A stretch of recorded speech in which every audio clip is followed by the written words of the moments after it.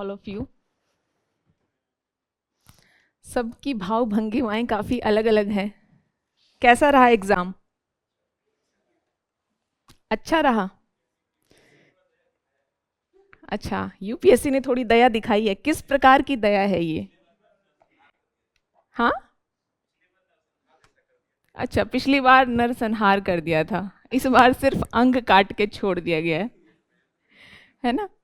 पूर्णतः नरसंहार नहीं किया है. चलिए, आंसर कीज वगैरह मिलाई हैं आप लोगों ने? सीधा यूपीएससी का. यूपीएससी का तो बहुत लेट आता है, उससे पहले रिजल्ट आ जाएगा. नहीं, कोई बात नहीं, मैं पूछूंगी भी नहीं. मैं आपकी भावनाओं का पूरा सम्मान करूंगी.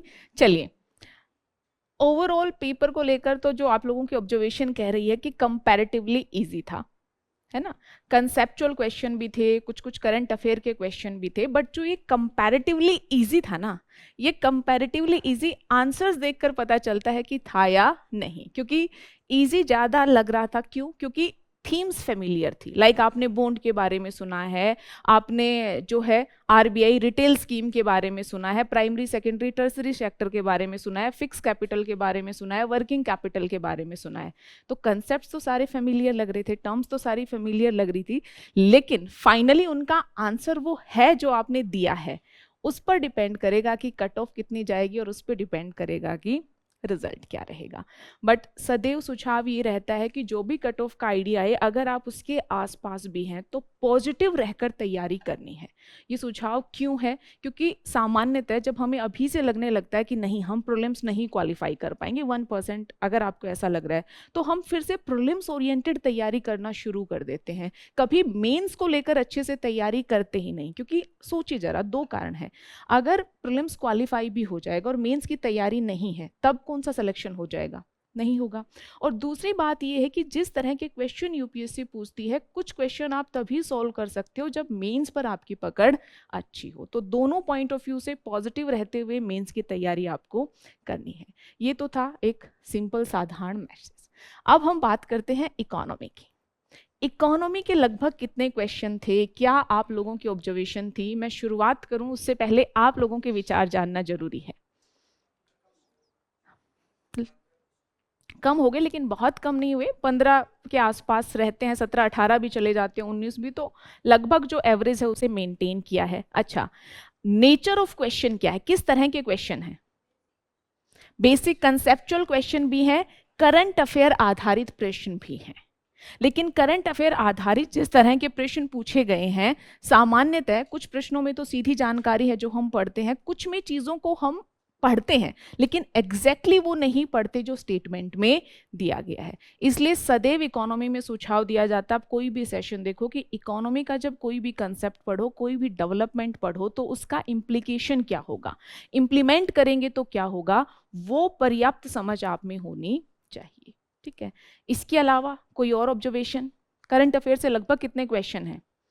अराउंड 6-7 क्वेश्चन है जिनको हम करंट अफेयर की कैटेगरी में डाल सकते हैं. बाकी क्वेश्चन है जो बेसिक्स पर आधारित है, या फिर 4, 5, 7 साल पहले, 8 साल पहले कोई डेवलपमेंट हुआ, वो आज हमारे स्टैटिक का पार्ट बन चुका है, तो वहां से क्वेश्चन पूछे गए हैं. ठीक है. इकोनॉमी के क्वेश्चंस को लेकर क्या कॉन्फिडेंस बन रहा है? आउट ऑफ 15 क्या लग रहा है, कितने सही हुए होंगे?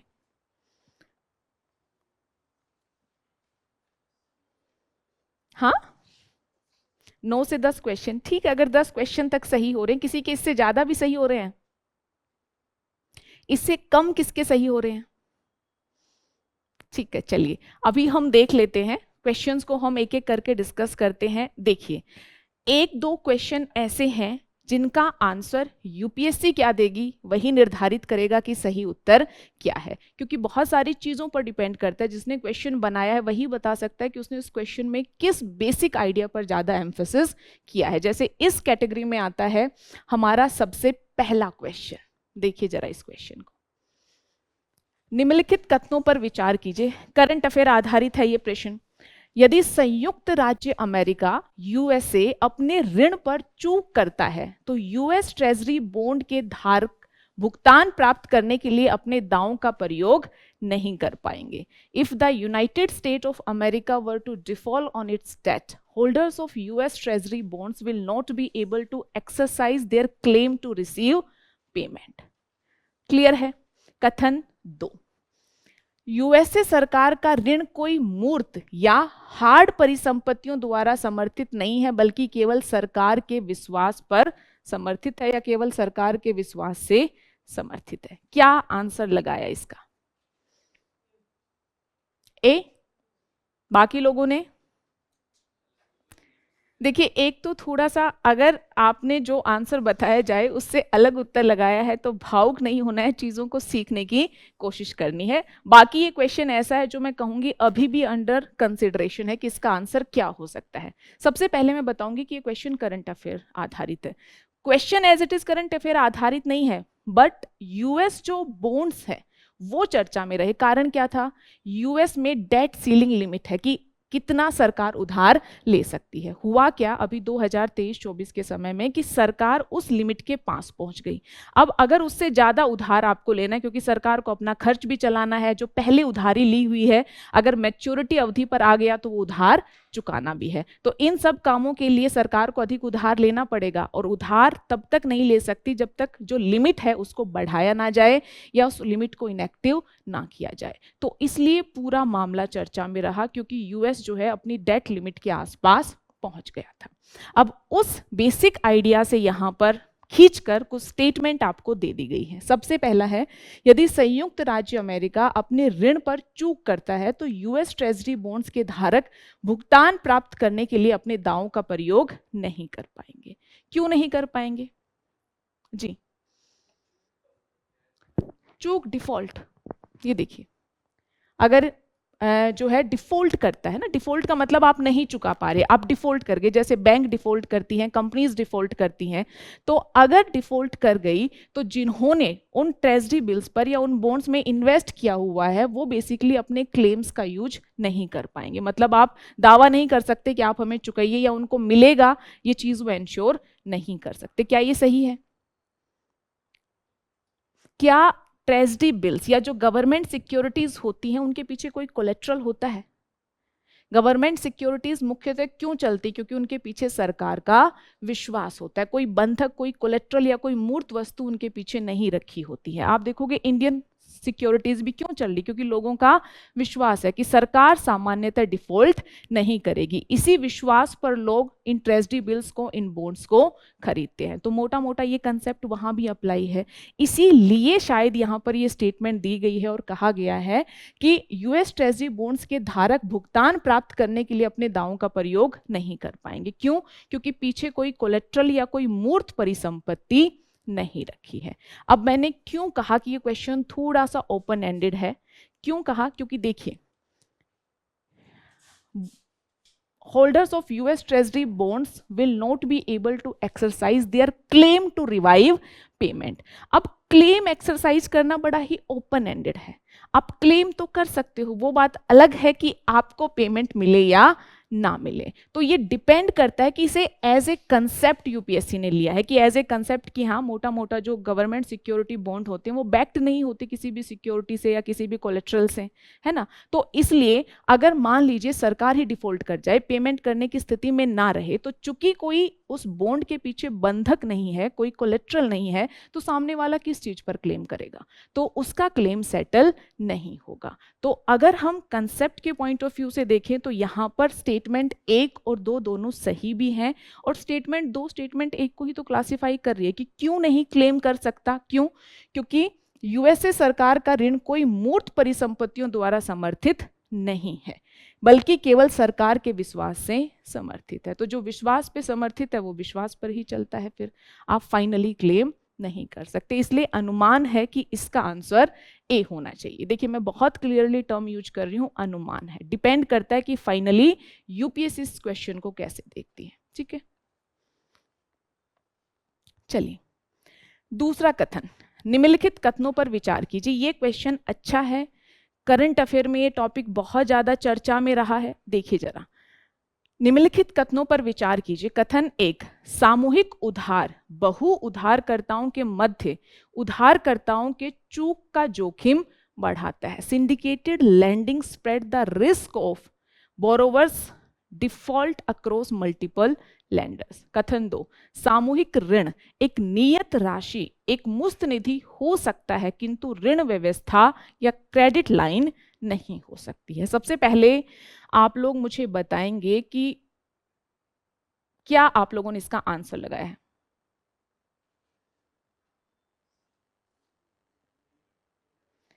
डी लगाया है, किसी ने सी लगाया है। देखिए, सबसे पहले मैं बताती हूँ चर्चा में क्यों रहा। श्रीराम फाइनेंस एक एनबीएफसी है, नॉन बैंकिंग फाइनेंशियल कंपनी। इनके द्वारा बाहरी वाणिज्यिक उधारी के तौर पर लगभग 425 मिलियन डॉलर और लगभग 400 million euro external commercial borrowing के तौर पर इनके द्वारा प्राप्त किए गए हैं। लेकिन ये जो उधारी है किसी एक लेंडर ने नहीं दी है, बल्कि बहुत सारे जो उधार देने वाले हैं उन्होंने मिलकर ये राशि किसको दी है? श्रीराम एनबीएफसी को, है ना, श्रीराम फाइनेंस एनबीएफसी को। तो इसलिए ये पूरा टॉपिक चर्चा में रहा। और कोई भी कहीं से भी उधार ले सकता है, इतना क्यों यूपीएससी पूछेगी? क्योंकि कहा जा रहा है कि एक बहुत ही बड़ा सिंडिकेटेड तरह का लोन है। अब ये सिंडिकेटेड लोन क्या होता है?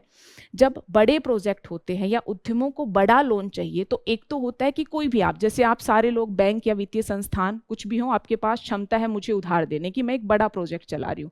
एक तो आप में से कोई एक मुझे दे, जोखिम रहेगा। क्यों रहेगा जोखिम? क्योंकि हो सकता है मैं ना पे कर पाऊं, तो इतनी बड़ी अमाउंट अगर आपकी डूब जाती है तो आप तो डूब गए, है ना, आपकी स्थिति खराब हो सकती है। तो फिर सिंडिकेटेड व्यवस्था काम आती है। इसका मतलब क्या है कि आप अकेले नहीं, बल्कि आप 5-6 लोग मिलकर वो बड़ी अमाउंट मुझे दें, ताकि इन फ्यूचर 1% अगर मैं डिफॉल्ट करूं तो वो जोखिम सबके बीच बढ़ जाए, अकेला आप पर ना जाए। इसी को कहा जाता है सिंडिकेटेड लोन। इसी के लिए हम टर्म को लेंडिंग भी यूज करते हैं ना, को लेंडिंग, एक साथ मिलकर उधार देना, ताकि उधार देने का जो जोखिम है वो कम हो जाए। तो फर्स्ट स्टेटमेंट अब जरा देखिए क्या कह रही है। यहां इंग्लिश में देखिए पहले, syndicated lending spread the risk of borrower default against multiple lenders. मतलब जो रिस्क है उसको स्प्रेड कर देता है, फैला देता है, किसी एक पर रिस्क नहीं रहता है। तो यही तो मैंने आपको एक्सप्लेन किया है कि सामूहिक उधार बहु उधारदाताओं के मध्य उधारकर्ता के चूक का जोखिम बांटता है। तो जो रिस्क है वो बहुत सारे उधार देने वालों के बीच बट जाता है, अगर उधार लेने वाला चूक करता है तो ये स्टेटमेंट सही है या नहीं है?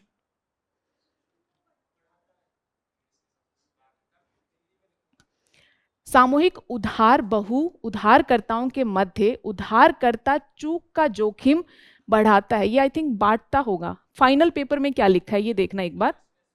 हाँ, syndicated lending spread the risk.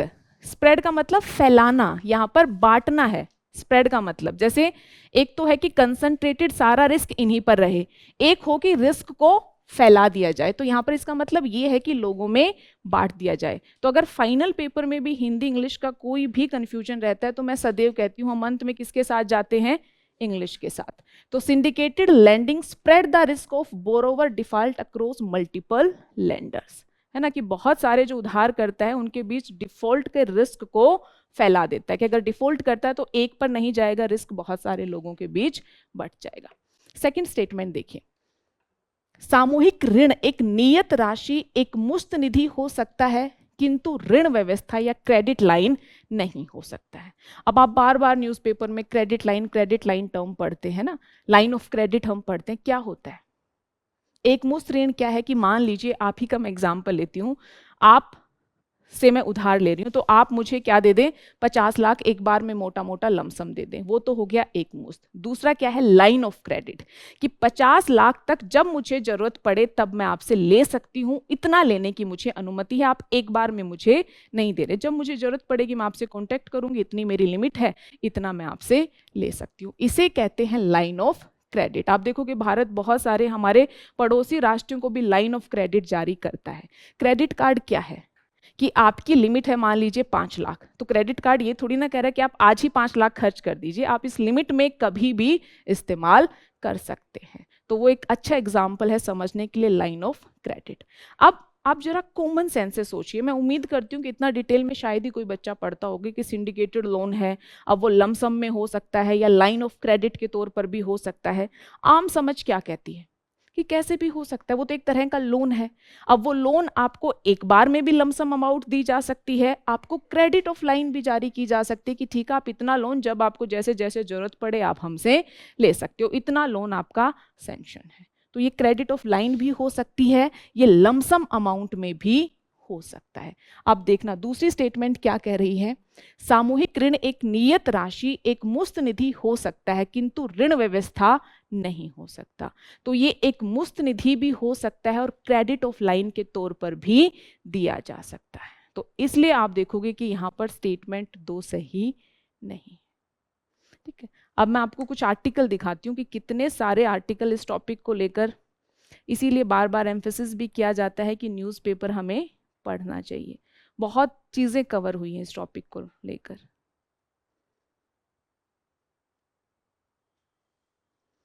Articles तो इसमें नजर नहीं आ रहे, पता नहीं कहाँ गए, आप लोग एक बार देख लेना। बहुत सारे आर्टिकल इस टॉपिक पर कवर हुए हैं, और कवर क्यों हुए कारण मैंने बता दिया कि ऐसे तो लैंडिंग बोरोविंग चलती रहती है, बट ये सिंडिकेटेड वे से बहुत बड़ी बोरोविंग थी, इसलिए ये काफी ज्यादा चर्चा में रही। ठीक है, तो आंसर क्या होगा, ये देखिए यूपीएससी का favourite topic again, central bank digital currency. Last year भी पूछा गया था, इस साल भी पूछा गया है, बस प्रश्न बदल गया है, थीम वही है। कितने लोगों का ये सही रहा, चलिए अच्छी बात है, देखते हैं। डिजिटल रुपए के संबंध में निम्नलिखित कथनों पर विचार कीजिए। अच्छा, एक चीज ध्यान देखना, पिछली बार क्या था, सेंट्रल बैंक डिजिटल करेंसी के आइडिया पर प्रश्न था। अब सेंट्रल बैंक डिजिटल करेंसी तो अलग अलग राष्ट्र अपनी अपनी कोशिश कर रहे हैं, इस बार स्पेसिफिक क्वेश्चन भारतीय रुपए के बारे में पूछा गया है ना। तो आपको भारतीय रुपए में हम क्या ट्राई कर रहे हैं, पायलट प्रोजेक्ट हम चला रहे हैं ना। बहुत लोगों ने अगर देखा होगा तो आप लोगों के पास मेल भी आया होगा, आरबीआई ने आपको इनवाइट किया होगा कि आप ई रुपया पहल का जो पायलट प्रोजेक्ट हम चला रहे हैं उसमें हिस्सेदार बनिए। हो सकता है आपने मेल ना देखा, अवॉइड हो गया हो, बट इस तरह की कोशिश हो रही है। तो स्पेसिफिकली ये क्वेश्चन ई रुपी के बारे में देखिए। ये भारतीय रिजर्व बैंक द्वारा अपनी मौद्रिक नीति के अनुरूप जारी की गई राष्ट्रिक या सॉवरेन मुद्रा है। ये इतनी फेमस स्टेटमेंट है कि आई डोंट थिंक मुझे ये एक्सप्लेन करने की जरूरत है। आप गूगल पर जाकर जब रुपी, डिजिटल रुपी के बारे में लिखेंगे आरबीआई की साइट या कहीं भी, तो सबसे प्रसिद्ध लाइन यही है। और आपने नहीं भी पढ़ा तो भी आपको पता है कि अगर आरबीआई कोई भी रुपी जारी कर रही है, डिजिटल रुपी के बारे में समझ है क्या है डिजिटल रुपी, जो वैसे हमारी भौतिक मुद्रा है उसका डिजिटल वर्जन है एक तरह से, है ना। अब 1 रुपए अगर डिजिटल मुद्रा में है तो उसकी वही वैल्यू है जो भौतिक रुपए में 1 रुपए की है, यही है ना बेसिकली। तो आप देखोगे कि आरबीआई मुद्रा को जारी करना, सारी चीजें, तरलता को मैनेज करना किसके माध्यम से करती है, मौद्रिक नीति के माध्यम से। तो सीधी सी बात है कि डिजिटल रुपए भी इस नीति के तहत डील होगा। तो it is a sovereign currency issued by reserve bank of India in alignment with its monetary policy.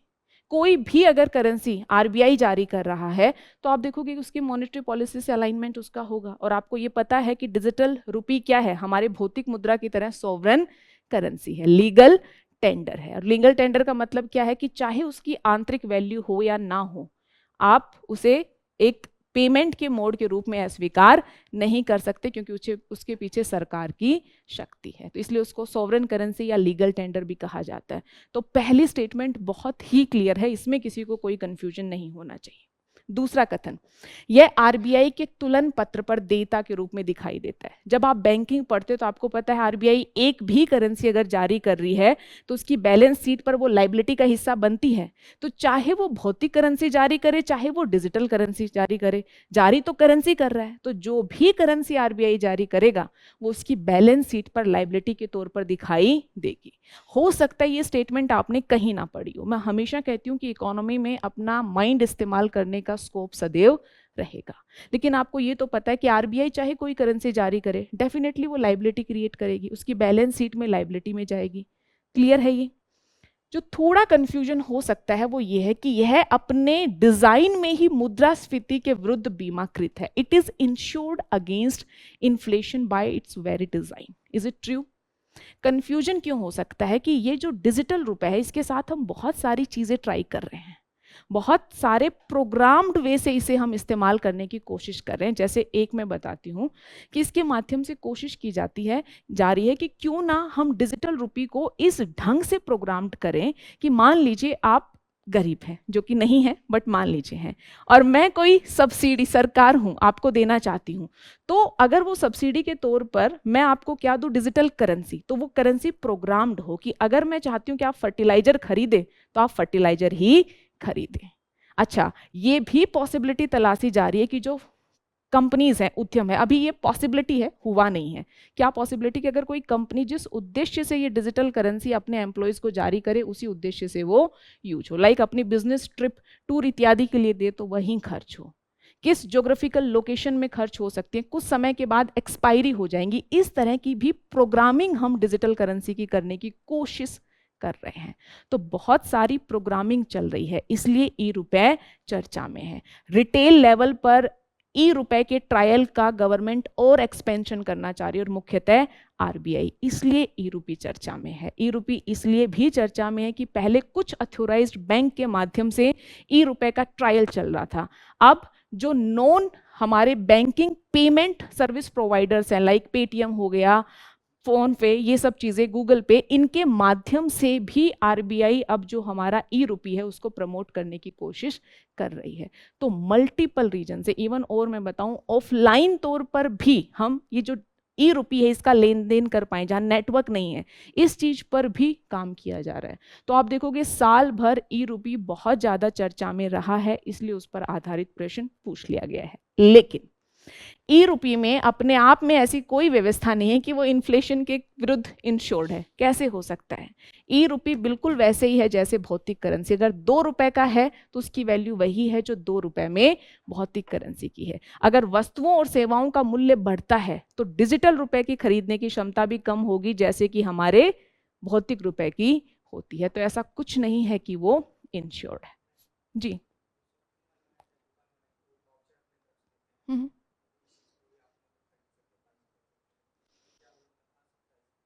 किस में? ई रुपी में? नहीं, देखिए वो डिजिटल करेंसी नहीं है। इवन जब मैं बार बार करंट अफेयर भी डील करती हूँ तो आप लोगों को एक बात क्लियरली बताती हूँ कि आप अगर ये सोच रहे हो कि हम डिजिटल लेन देन कर रहे हैं वो डिजिटल रुपी है, तो ऐसा नहीं है। वो तो जो हमारी परंपरागत करेंसी है उसी को डिजिटली फॉर्म में हम इधर से उधर ट्रांसफर कर रहे हैं, बट डिजिटल रुपी अपने आप में अलग है। अच्छा, अगर आपने कोई वीडियो देखा और नहीं देखा हो तो आप जाकर देखना, जो भी आपका बैंक है अगर अथॉराइज्ड है तो आप देखोगे उनकी एक स्पेसिफिक ऐप आती है, लाइक आईसीआईसीआई बैंक की है ई रुपी ऐप, उसमें डेमो है कि आप कैसे ई रुपी का इस्तेमाल कर सकते हो। डेमो देखते ही आपके सारे डाउट क्लियर हो जाएंगे। उसमें क्लियरली दिया गया है कि पहले आप लिंक विंक करेंगे, आपका जो ई रुपी अकाउंट वॉलेट होगा वो आपके अकाउंट से लिंक हो जाएगा। लाइक मैंने एक वॉलेट उस ऐप पर क्रिएट किया, मैं अपना अकाउंट नंबर डाल दूंगी, लिंक हो गया। अब मुझे अगर बैंक से अपने अकाउंट से पैसे इस वॉलेट में चाहिए ई रुपी के फॉर्म में, तो मैं डाल दूंगी कि मुझे 2 के नोट चाहिए या किस मूल्य वर्ग के नोट चाहिए, है ना, और इतनी अमाउंट चाहिए, तो पैसा मेरे बैंक अकाउंट से कहाँ आ जाएगा? वॉलेट में। किस में कन्वर्ट होकर? डिजिटल रुपी में कन्वर्ट होकर। इसे कहते हैं लोडिंग। मेरा काम हो गया। मुझे लगा कि फालतू में ई रुपी के तौर पर पैसे पड़े हुए हैं, उन पर इंटरेस्ट मिलता है, नहीं मिलता? नहीं मिलता। मुझे वापस अपने बैंक अकाउंट में ट्रांसफर करने हैं, तो मैं रिक्वेस्ट करूंगी कि इतनी अमाउंट इस मूल्य वर्ग के जो ई रुपी है वो मेरे अकाउंट में वापस चला जाए। वो अकाउंट में वापस चला जाएगा। इसे कहते हैं अनलोडिंग। तो ये लोडिंग और अनलोडिंग अपने बैंक अकाउंट से लिंक करके आप कर सकते हो, इसीलिए चौथा ऑप्शन दिया गया है। देखिए, यह वाणिज्यिक बैंक मुद्रा और नकदी के लिए स्वतंत्र रूप से परिवर्तनीय है, क्योंकि इसके पीछे भी वही शक्ति है, इसको भी लीगल टेंडर का दर्जा मिला है। तो जब चाहे आप इसे अपने अकाउंट में ट्रांसफर कर सकते हैं, अकाउंट में जो आपका मनी है उसको आप ई रुपए में कन्वर्ट कर सकते हैं, है ना। तो इजीली ये एक्सचेंज संभव है। आपके पास डिजिटल रुपी है, आप बैंक अकाउंट में ट्रांसफर कीजिए, ट्रांसफर करके जाके उसके इक्विवेलेंट आप कैश निकलवा लीजिए, तो आपको कैश भी मिल सकता है। तो चूंकि ये भी लीगल टेंडर है, इसमें वही शक्ति है जो भौतिक मुद्रा में है, तो ये इजीली एक्सचेंजेबल है। तो यहां पर कौन सी स्टेटमेंट सही नहीं है? केवल 3। तो आंसर क्या होगा? 1, 2 और 4। कोई डाउट इसमें? बहुत ज्यादा ये टॉपिक चर्चा में था। ई रुपी तो लास्ट वाली स्टेटमेंट सिंपली ये कह रही है कि इट इज फ्री। हाँ, अच्छा, ई रुपये पे कोई इंटरेस्ट नहीं मिलता, क्योंकि अगर इंटरेस्टेबल बनाया जाएगा तो उसे तो हम करेंसी बना रहे हैं ना। हाँ हाँ, तो बैंक में डिपॉजिट होने पर वो इंटरेस्ट आपको मिल रहा है। देखिए इसके पीछे आइडिया क्या था, वो आरबीआई ने ऐसी व्यवस्था नहीं की, उसके पीछे आइडिया क्या था वो बस मैं एक बार आपको क्लियर कर देती हूँ।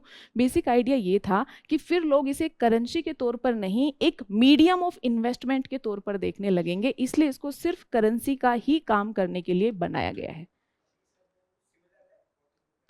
हाँ,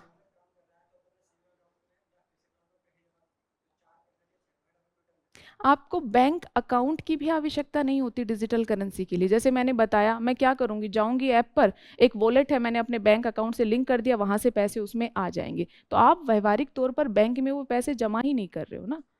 ठीक है।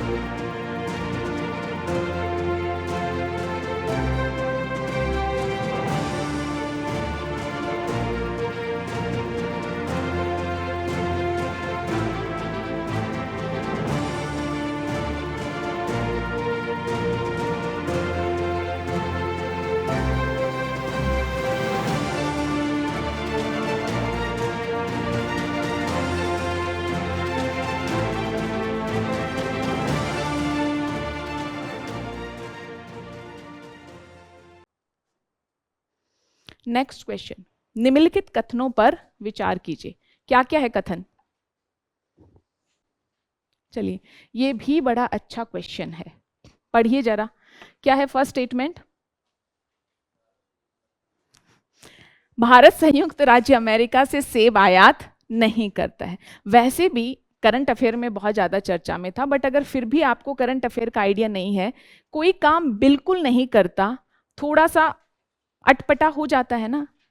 तो चलिए, संयुक्त राज्य अमेरिका से भारत सेब आयात नहीं करता। दूसरा, भारत में विधि के अनुसार सक्षम प्राधिकार के अनुमोदन के बिना आनुवांशिक रूप से रूपांतरित खाद्य के आयात पर प्रतिषेध है। देखिए, ये क्वेश्चन मैं कहूंगी कि वो मैं समझती हूँ कि एग्जाम प्रेशर रहता है, हम चीज़ों को जितना ओपनली अब मैं दिमाग लगा के आपको बता पाऊंगी, सीधी सी बात है, एग्जाम में स्ट्रेस सब रहता है, हम उतना लॉजिकली नहीं सोच पाते, बट फिर भी अगर कोशिश करोगे तो इसका उत्तर मिल सकता है।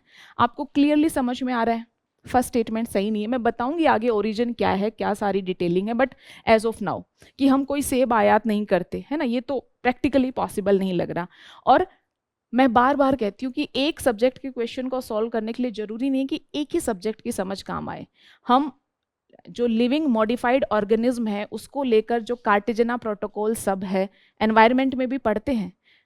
कार्टेजना प्रोटोकॉल पढ़ा है, क्या कहता है कि जो लिविंग मॉडिफाइड ऑर्गेनिज्म है वो बिना परमिशन के, पूर्व सहमति के किसी भी राष्ट्र में कोई दूसरा राष्ट्र नहीं भेज सकता है। अगर आपको एक्सपोर्ट करना है तो पहले परमिशन लेनी पड़ती है। इसका मतलब क्या है, लिविंग मॉडिफाइड या जेनेटिकली मॉडिफाइड, इसका मतलब क्या है कि बिना परमिशन के, परमिशन देती है तो कोई अथॉरिटी होगी जो आपको आयात की परमिशन देती होगी। तो सीधी सी बात है कि भारत में विधि के अनुसार सक्षम प्राधिकार के अनुमोदन के बिना आनुवांशिक रूप से रूपांतरित खाद्य के आयात पर प्रतिषेध है। तो वहां से भी आपको आइडिया लग सकता है, बट बाकी एग्जैक्टली इंफॉर्मेशन मैं अभी आपको देती हूँ। चर्चा में क्यों रहा?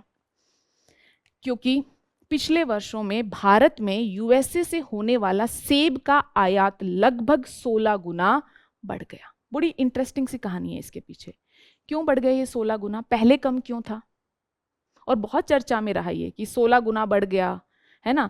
अमेरिका यूएस के लोगों के लिए तो जो निर्यातक थे उनके लिए काफी खुशी का मामला था ये कि 16 गुना आपका एक्सपोर्ट बढ़ जाए, जो पिछले कुछ सालों में काफी कम हो गया था। ऐसा क्यों हुआ? क्योंकि भारत पहले यूएसए से आने वाले जो एप्पल थे उन पर रिटेलिएट टैरिफ लगाता था, जिसे रिटेलिएशन टैरिफ कहा जाता है। रिटेलिएशन क्या होता है? आपने मुझे कुछ नुकसान पहुंचाया, मैं बदला लूंगी, है ना, रिटेलिएट करना। 20% की रेट से भारत यूएसए से आने वाले एप्पल पर रिटेलिएशन टैरिफ लगाता था। भारत ने क्या किया कि रिटेलिएशन टैरिफ की व्यवस्था को समाप्त कर दिया। तो जब आयात पर लगने वाला शुल्क कम हो गया तो यूएसए के एप्पल हमारे मार्केट में कॉम्पीट कर पाए, जिसके चलते वहां के एप्पल का इंपोर्ट 16 टाइम बढ़ा। अब प्रश्न ये उठता है कि भारत को क्यों यूएसए से बदला लेना था? ट्रम्प जब एडमिनिस्ट्रेशन था उस समय में यूएसए ने क्या किया कि भारत से बहुत सारी चीजों का जब भारत एक्सपोर्ट करता था तो उस पर ड्यूटी बढ़ा दी, या कम ड्यूटी का बेनिफिट जो भारत को मिलता था उसे समाप्त कर दिया। आपने जर्नल सिस्टम ऑफ प्रीफरेंस सुना है? क्या है जर्नल सिस्टम ऑफ प्रीफरेंस? फटाफट बताइए।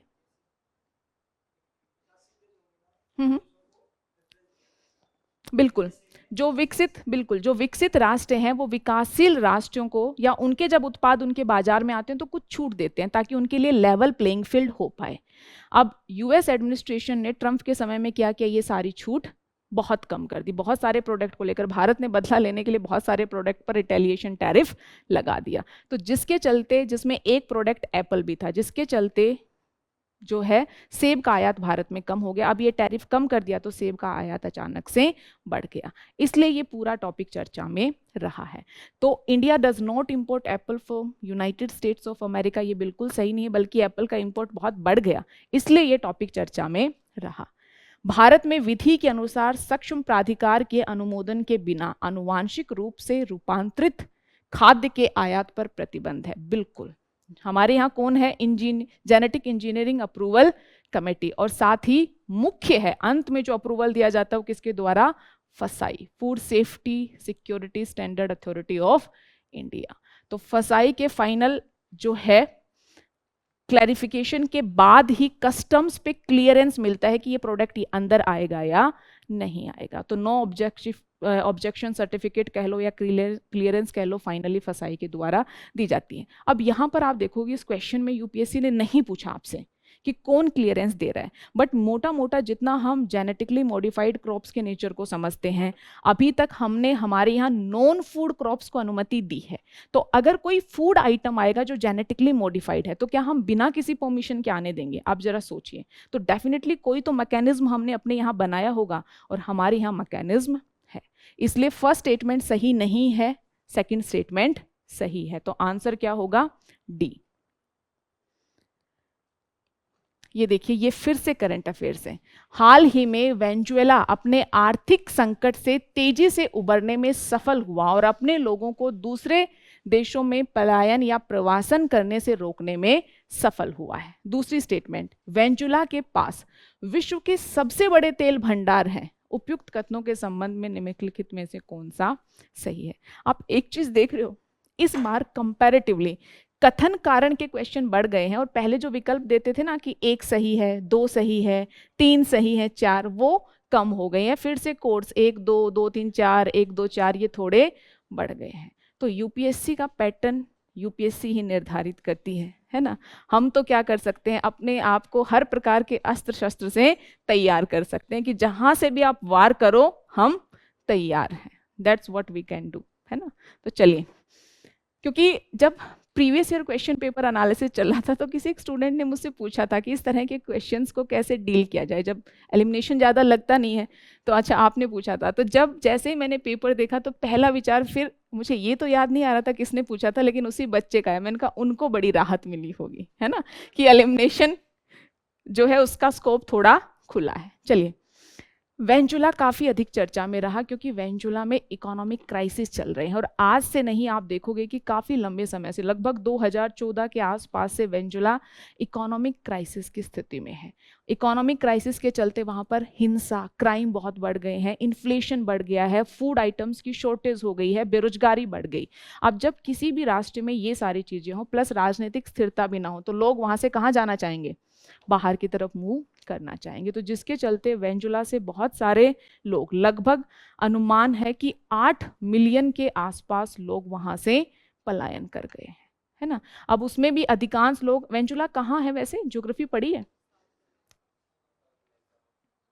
लैटिन अमेरिकन कंट्रीज में से एक है, तो उसी के आसपास के राष्ट्र जैसे पेरू हो गया, ब्राज़ील हो गया, कोलंबिया हो गया, यहाँ पर बहुत सारे लोग माइग्रेट कर गए हैं, तो जिसके चलते टॉपिक चर्चा में रहा। अच्छा, ये कहा जा रहा है कि अभी भी और आने वाले कुछ समय में भी ये उम्मीद नहीं है कि वेनेजुएला का ये जो इकोनॉमिक क्राइसिस है ये सेटल हो जाएगा। हमारी स्टेटमेंट क्या कह रही है कि हाल ही में वेनेजुएला अपने आर्थिक संकट से तेजी से उबरने में सफल हुआ है, नहीं अभी वेनेजुएला में यथास्थिति बनी हुई है।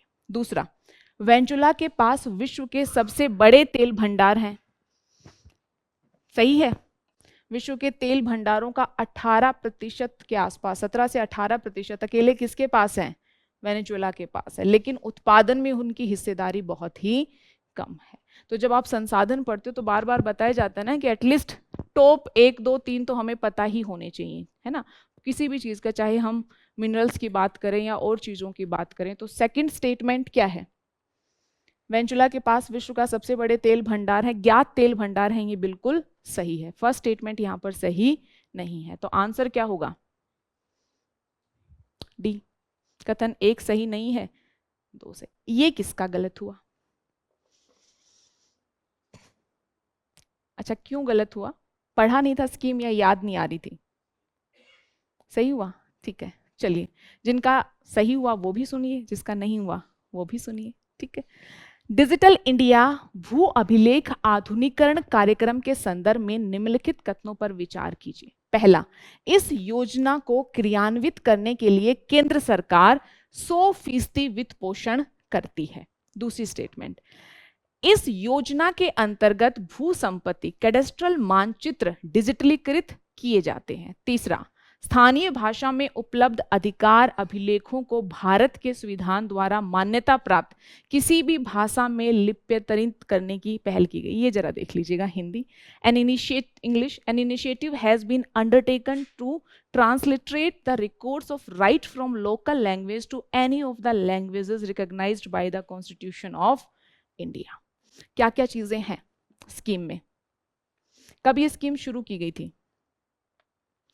National land record modernisation programme के नाम से स्कीम शुरू की गई थी। कब? 2008 में। बाद में इसका नाम बदलकर क्या हो जाता है? Digital India land record modernisation programme. और ये कब होता है? लगभग 2016 के आसपास। सिर्फ नाम नहीं बदलता, जो सबसे मेजर चेंज हुआ था वो क्या था? पहले ये स्कीम सेंटर स्पॉन्सर्ड थी और 2016 में नाम बदला, उसके साथ साथ ये स्कीम सेंट्रल स्पॉन्सर की जगह क्या हो गई? Central sector. क्या डिफरेंस होता है स्पॉन्सर और सेक्टर में? फंडिंग। अब इस स्कीम में 100% फंडिंग कौन कर रहा है? सरकार करेगी, ठीक है। इसके अलावा अगला क्या है? इस योजना के अंतर्गत भू संपत्ति या कैडेस्ट्रल मानचित्र डिजिटलीकृत किए जाते। क्या पर्पस था स्कीम का? लैंड रिकॉर्ड्स का कंप्यूटरीकरण करना, सबसे पहला तो ये था। दूसरा था इस योजना के अंतर्गत जो कैडेस्ट्रल मानचित्र है उनको डिजिटलीकरण करना। कैडेस्ट्रल मानचित्र क्या होते हैं? आप कोई लोकेशन सर्च करते हो, कोई भी स्थल सर्च करते हो, तो आप देखोगे ना उस पर पूरी इंफॉर्मेशन, कहाँ क्या भवन क्या बना हुआ, इस तरह के ब्लॉक्स, लाइंस वगैरह सब आती हैं, तो उसी को हम कैडेस्ट्रल मैप कहते हैं। तो उसका आप देखोगे डिजिटलाइजेशन करना या डिजिटलीकृत करना, वो भी स्कीम के तहत शामिल है। इसके अलावा इस स्कीम में भू आधार की व्यवस्था को भी इंक्लूड किया है। जो प्रश्न में नहीं पूछा, क्या है भू आधार?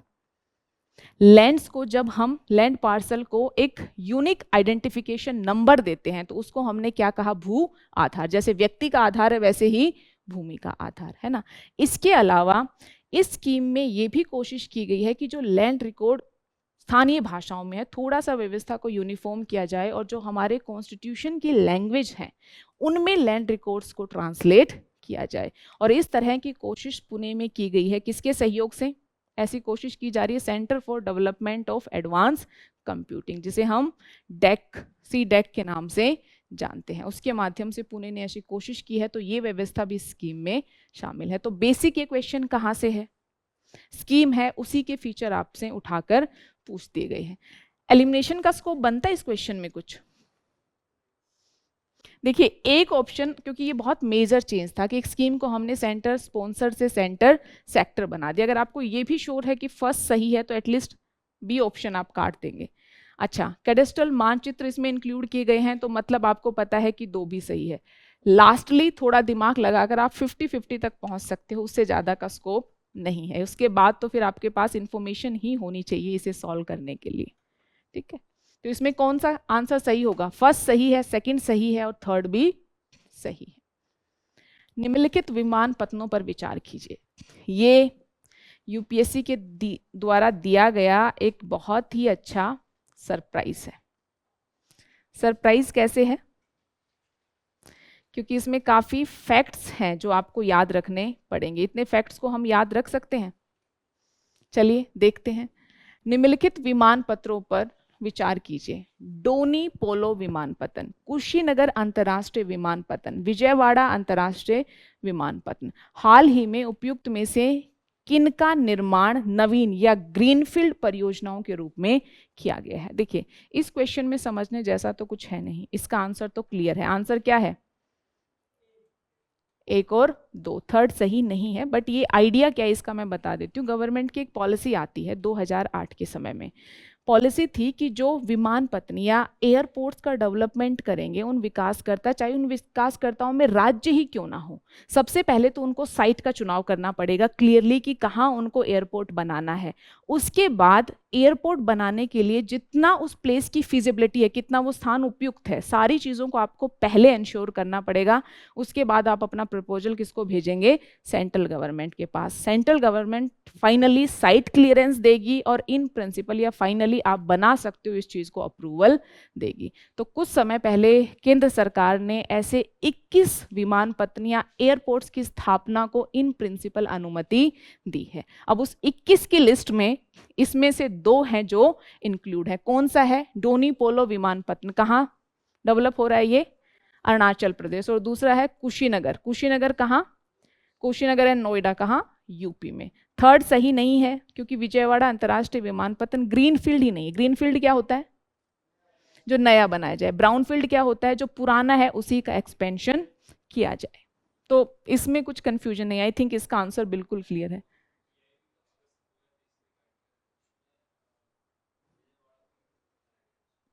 ऐसा कुछ है कि आपने देखा है? क्योंकि जो लिस्ट विजयवाड़ा नहीं, उसकी स्पेलिंग देखना, वी से कुछ है लिस्ट में। अच्छा ठीक है, एक बार देख लेंगे फिर हम उसे, अगर ऐसा है तो। ठीक है, चलिए निम्नलिखित कथनों पर विचार कीजिए। अब ये बेसिक बैंकिंग सेक्टर जो हम पढ़ते हैं वहां से क्वेश्चन है। किस किस का ये सही हुआ? भारत में गैर बैंकिंग वित्तीय कंपनियां भारतीय रिजर्व बैंक की चल निधि समायोजन सुविधा, इंग्लिश में क्या कहते हैं इसे? In India, non-banking financial companies can access the liquidity adjustment facility window of the Reserve Bank of India. Left में क्या आता है? रेपो, रिवर्स रेपो, है ना? ये एग्रीमेंट्स किस में आते हैं? लेफ फैसिलिटी में आते हैं। तो आप मुझे बताएंगे कि क्या एनबीएफसीज के संदर्भ में आपने पढ़ा है कि वो रेपो, रिवर्स रेपो सुविधा का लाभ उठा सकती हैं? नहीं, बल्कि जो शेड्यूल कमर्शियल बैंक्स होते हैं, प्राइमरी डीलर्स होते हैं, इन सब को अनुमति है कि इस सुविधा का लाभ उठा पाए। अच्छा, दूसरा, भारत में विदेशी संस्थागत निवेशक सरकारी प्रतिभूतियों में धारक बन सकते हैं। संस्थागत निवेशक क्या होते हैं?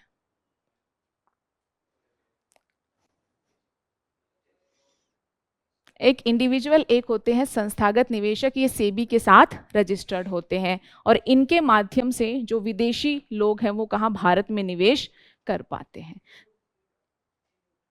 हाँ, पी नोट्स इनके द्वारा, बिल्कुल, जो पार्टिसिपेटरी नोट्स हैं वो इनके द्वारा जारी किए जाते। पार्टिसिपेटरी नोट्स भी आगे चर्चा में आएगा जब हम फिनेंशियल इंस्ट्रूमेंट्स पढ़ेंगे तब, है ना?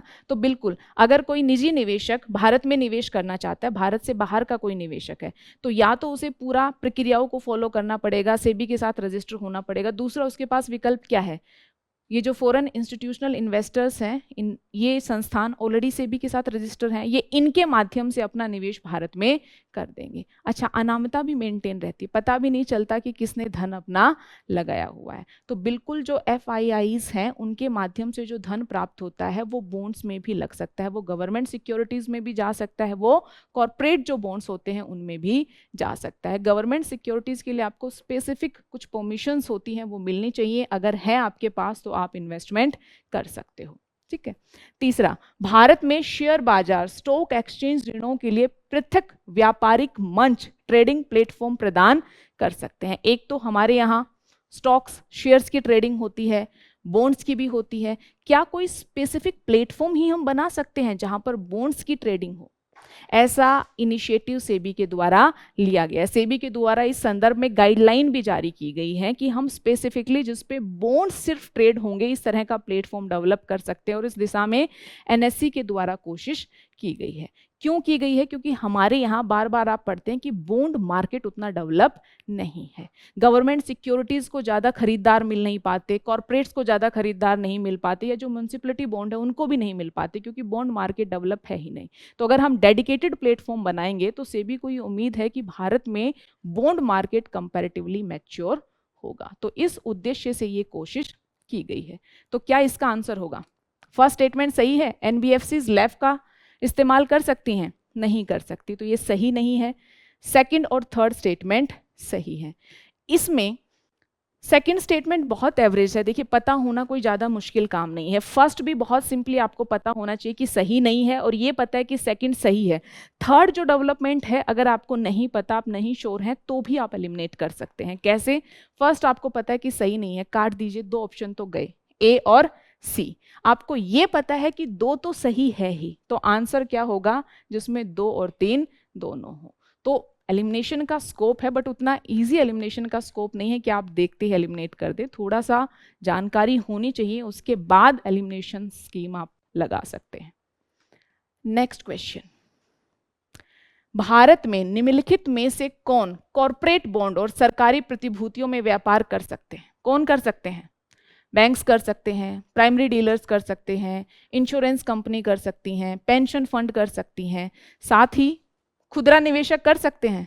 ये तो खुद यूपीएससी का ही क्वेश्चन है। यूपीएससी ने एक साल रिटेल डायरेक्ट स्कीम के बारे में प्रश्न पूछा था, और ये रिटेल डायरेक्ट स्कीम क्या है कि जो खुदरा या छोटे छोटे निवेशक होते हैं वो डायरेक्टली प्राथमिक बाजार से सरकारी प्रतिभूतियों को खरीद पाएं, इस हेतु उन्हें सक्षम बनाने के लिए आरबीआई के द्वारा रिटेल या खुदरा डायरेक्ट स्कीम शुरू की गई थी, जिसमें वो गिल्ट अकाउंट आरबीआई के साथ खोल सकते हैं और उनके माध्यम से सिक्योरिटीज का लेन देन कर सकते हैं। पहले क्या था? ब्रोकर्स या मध्यवर्ती के माध्यम से मुख्यतः सेकेंडरी मार्केट में जो रिटेल इन्वेस्टर्स हैं वो इन्वेस्ट कर पा रहे थे। तो प्राइमरी मार्केट में इन्वेस्ट करने की अनुमति रिटेल डायरेक्ट स्कीम आरबीआई के माध्यम से दी है। तो प्रीवियस ईयर क्वेश्चन पढ़े हैं आपने, तो ये तो पता है कि 3 तो सही होगा ही होगा। एटलीस्ट ये पता करके हम एक ऑप्शन तो काट ही सकते हैं, और बाकी आप देखोगे इसमें ऑप्शन बहुत सिंपल हैं। सिक्योरिटीज या कॉर्पोरेट बॉन्ड सब हैं, इनमें आप देखोगे पेंशन फंड जिनके पास बड़ा पैसा होता है ना, insurance companies, banks, primary dealers. कौन होते हैं प्राइमरी डीलर्स? प्राथमिक डीलर्स जिन्हें कहा जाता है। ये बेसिकली मुख्यतः गवर्नमेंट सिक्योरिटीज के प्रोग्राम को सक्सेसफुल बनाने में बहुत सहायक होते हैं। ये सिक्योरिटीज को डायरेक्ट आरबीआई से खरीदते हैं और सेकेंडरी मार्केट में सेल करते हैं। ये संस्थाएं होती हैं जो बैंक्स के साथ जुड़ी होती हैं, बैंक्स की अपनी संस्थाएं होती हैं जो स्पेसिफिकली प्राइमरी डीलर का काम करती हैं।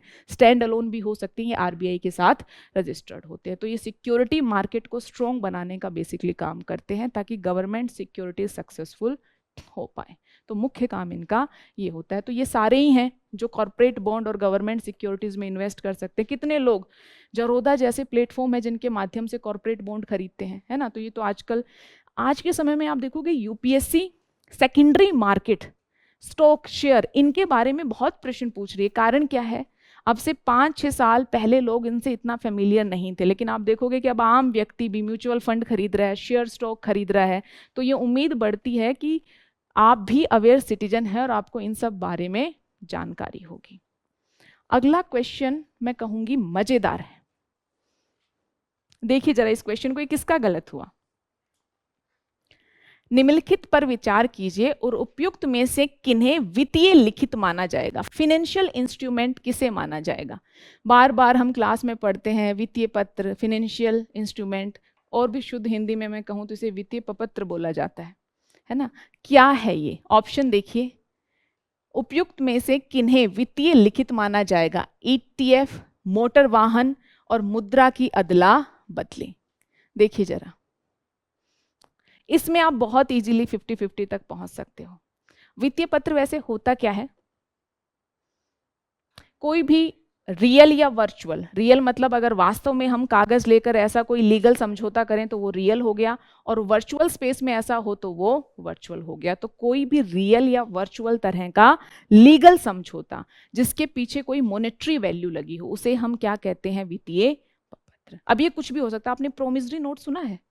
क्या होता है? वो भी एक वित्तीय पत्र। उसमें ये वादा होता है कि ठीक है, जैसे मैं उधार ले रही हूँ, आप मुझे उधार दे रहे हो, तो उस वित्त प्रोमिसरी नोट में क्या होता है? प्रोमिस ही होता है ना कि आपने मुझे इतने उधार दिए हैं, इतने समय के बाद ये अमाउंट इतने इंटरेस्ट के साथ मैं आपको पे कर दूंगी। तो that is a kind of legal instrument, है ना। तो उसी को हम क्या कहते हैं? वित्तीय पत्र। अब आप देखोगे वित्तीय पत्र कुछ भी हो सकता है, जैसे कि हम उधार लेते हैं जिसके लिए टर्म होती है डेट, है ना। डेट टर्म यूज करते हैं ना, उधार। सिक्योरिटी जारी की जाती है, बॉन्ड जारी किए जाते हैं। तो ये सिक्योरिटी और बॉन्ड क्या है?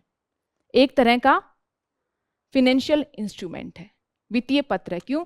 क्योंकि कैसे होता है लेन देन? ऐसे ही कि आपने मुझे दे दिया और देके भूल जाओ, नहीं ना, बल्कि पूरा लीगल एग्रीमेंट होता है ना। सरकार की सिक्योरिटी जब जारी करती है सरकार, तो वो सिक्योरिटी क्या है? वो फिनेंशियल इंस्ट्रूमेंट है। उस पर सारी टर्म्स कंडीशन है कि देखिए मैं सिक्योरिटी इतने की जारी कर रही हूँ, इतना इतना मेरा कूपन रेट है, इस पर आप मुझे पैसे देंगे, इतनी मैच्योरिटी के बाद मैं आपको चुका दूंगी। यही तो होता है। तो जो डेट है, चाहे कॉर्पोरेट डेट हो, चाहे जैसे म्यूनसिपलिटी डेट हम बोलते हैं, किसी भी तरह का बॉन्ड जारी करके धन लिया गया हो, अगर उसके बीच लीगल एग्रीमेंट है तो उसे हम क्या कहेंगे?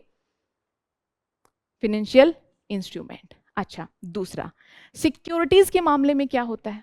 सिक्योरिटीज भी जब लेन देन होता है, वर्चुअल होता है, कोई भौतिक पत्र नहीं होता है अब आज के समय में, तो मुख्यतः क्या होता है? यही तो है कि ओनरशिप राइट दूसरे के पास ट्रांसफर हो गए, तो उसका लीगल एग्रीमेंट ही होता है ना। तो जो म्यूचुअल फंड या वैसे आप शेयर खरीद रहे हो, स्टॉक मार्केट में इन्वेस्टमेंट कर रहे हो, तो उसके बिहाफ पर भी, किसके बिहाफ पर आप कर पाते हो? फिनेंशियल इंस्ट्रूमेंट, कि कहीं ना कहीं वो चीज वर्चुअल रूप में आपके पास आ गई है, आपका ओनरशिप राइट वो दिखाती है। एक्सचेंज ट्रेडेड फंड क्या होते हैं? एक तो है कि मैं सामान्यतः किसी एक कंपनी का जो है स्टॉक खरीदूं। एक्सचेंज ट्रेडेड फंड क्या है? निफ्टी 50 में कितनी कंपनीज हैं?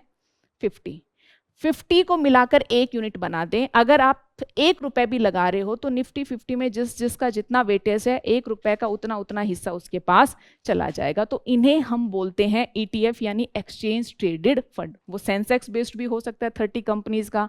निफ्टी 50 मतलब जो ओवरऑल एक्सचेंज है उसी को पूरा रिप्रेजेंट कर रहा है। आप 1 रुपए भी लगाओगे, और अगर आप ETF में लगा रहे हो तो आपका 1 रुपए उस जो है एक्सचेंज में जितनी सारी कंपनीज है उनके बीच डिवाइड हो जाएगा। होता क्या है?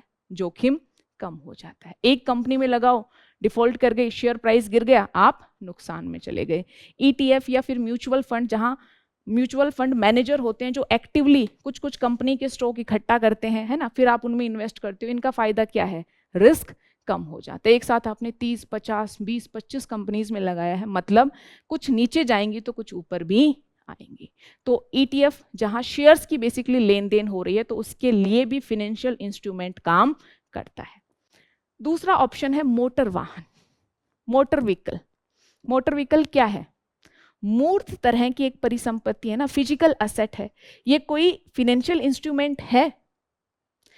सिर्फ मोटर वाहन लिखना अपने आप में फिनेंशियल इंस्ट्रूमेंट नहीं है, लेकिन मोटर वाहन खरीदने के लिए मान लीजिए किसी तरह का लोन लिया गया है ना, किसी चीज को हमने बंधक के तौर पर रखा है, अगर उस तरह की डील हो रही है तो फिनेंशियल इंस्ट्रूमेंट काम करता है, तो लीगल समझौता होता है। सिर्फ मोटर वाहन अपने आप में कोई फिनेंशियल इंस्ट्रूमेंट नहीं है, ये एक फिजिकल असेट है। इस आधार पर भी आप देखोगे, 2 को काट दीजिए, 2 ऑप्शन तो आपके चले जाएंगे। अच्छा, करेंसी स्वैप क्या है? करेंसी स्वैप अदला बदली, है ना। अदला बदली कब? कंपनीज भी करती हैं, सरकारें भी इस तरह के करेंसी स्वैप के एग्रीमेंट करती हैं। आपने सुना होगा भारत ने भी किया है, जापान के साथ काफी चर्चा में। कंपनीज क्यों करती हैं? एक एक्स कंपनी है, एक वाई कंपनी है। एक्स कंपनी में कहां से लगाऊं? यूएस से। वाई कंपनी में कहां से लगाऊं? भारत से। अब जो एक्स कंपनी है वो भारत में अपनी ब्रांच स्थापित करना चाहती है, जो भारत की वाई कंपनी है वो कहां? यूएस में। अब यूएस वाली कंपनी को भारत में ब्रांच स्थापित करने के लिए इंडियन करेंसी चाहिएगी, इंडियन कंपनी को यूएस में काम करने के लिए यूएस करेंसी चाहिएगी। तो वो मार्केट बेस्ड एक्सचेंज रेट पर जाके करेंसी कन्वर्ट करवाने के झंझट से बचते हुए आपस में करेंसीज को स्वैप कर सकती हैं कि ये निर्धारित एक्सचेंज रेट है, इस एक्सचेंज रेट पर हम इतनी करेंसी स्वैप कर रहे हैं, भविष्य में एक दूसरे को उनकी करेंसी वापस कर देंगे। लेकिन इस पूरी कहानी के बीच गारंटी कौन देता है? Financial instrument. तो यहाँ पर भी लीगल समझौता होता है कि इतने समय के लिए इस तरह से हम डील कर रहे हैं, तो उसके लिए क्या चाहिए होता है, फिनेंशियल इंस्ट्रूमेंट। तो 1 और 3 इसमें सही है, 2 सही नहीं है। तो आंसर क्या होगा, सिंपली आपको सिर्फ यहाँ पर फिनेंशियल इंस्ट्रूमेंट की लिबरल अर्थ पता होना चाहिए कि जिसमें भी टर्म्स कंडीशन हो, ओनरशिप चेंज हो रही है, कब मैच्योर होगा, क्या टर्म्स कंडीशन होंगी, इन सब चीज़ों को रिप्रेजेंट करने वाला कोई भी समझौता वो वास्तव में कागज पत्रों पर भी हो सकता है। आज के समय में चीज़ें डिजिटल हो रही है, आभासी तौर पर हो रही है, वो उस तरह से भी हो रहा है। तो जिस तरह के लेन देन में फिनेंशियल इंस्ट्रूमेंट का इस्तेमाल हो या इस तरह का लीगल समझौता लगे, वो सब किसके तहत आएंगे, फिनेंशियल इंस्ट्रूमेंट के तहत आएंगे।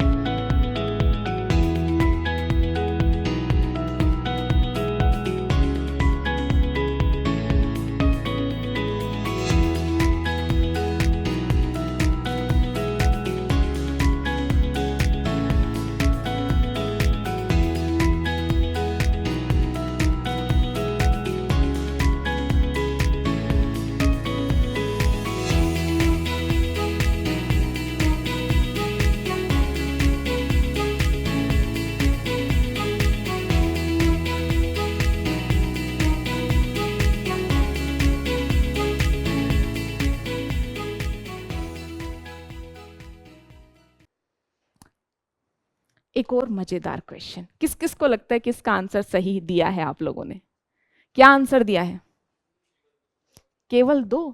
चलिए देखिए, मैं भी श्योर नहीं हूं इसके आंसर को लेकर, मैं बताती हूँ क्यों नहीं हूं। ये प्रश्न सबको एक बार देख के लगा कि बड़ा अच्छा प्रश्न यूपीएससी ने दिया है। देखिए, सेक्टर हम पढ़ते हैं, प्राइमरी क्या है, जहां सीधा हम एनवायरनमेंट से कुछ निकालें, सेकेंडरी जो रॉ मटेरियल है उसे प्रोसेस कर दें, और टर्सरी सर्विसेज है ना, बैंकिंग सर्विसेज है, स्वास्थ्य सर्विसेज है, ट्रांसपोर्टेशन, स्टोरेज, सारी सर्विसेज है। चलिए, कृषि उत्पाद का भंडारण किसमें आएगा,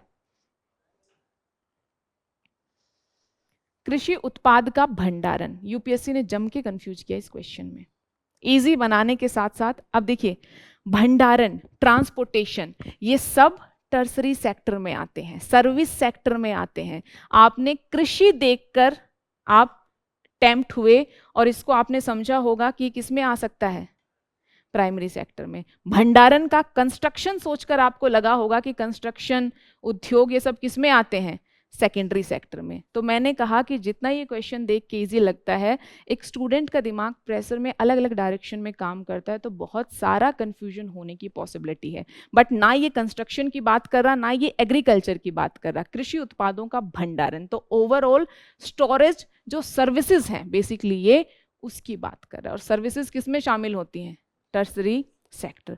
ये कम कंफ्यूजिंग है। अभी एक और कंफ्यूजन आने वाला है, डेयरी फार्म किस में आते हैं, एग्रीकल्चर अलाइड एक्टिविटी जिसमें डेयरी फार्मिंग, फिशिंग, सब किस में आता है, प्राइमरी सेक्टर में। इसमें किसी को कोई कंफ्यूजन नहीं होगा। चलिए, खनिज की खोज, it's not mining, it's not खनन। अब डिपेंड करेगा कि यूपीएससी इसे कैसे लेता है। देखिए, ये क्या है, मिनरल एक्सप्लोरेशन, और एक्सप्लोरेशन किस में आता है, research and development, INT, R&D, research and development, INT, ये सब किसका हिस्सा होता है, चतुर्थ सेक्टर। लेकिन चतुर्थ सेक्टर मोटा मोटा एनसीईआरटी हमारी किसी में डील करती है, चतुर्थ हो या पंचम, थर्ड मेजर है, उसी का क्लासिफिकेशन है चतुर्थ या पंचम। तो इसमें जो गेम है वो यही है, खनन प्राइमरी सेक्टर में आता है, लेकिन मिनरल एक्सप्लोरेशन, और एक्सप्लोरेशन में हम पूरा सर्विसेज यूज करते हैं ना, टर्सरी सेक्टर, हम सारी चीजें रिसर्च करेंगे डेवलपमेंट की, वहां पर वास्तव में मिनरल्स हैं भी या नहीं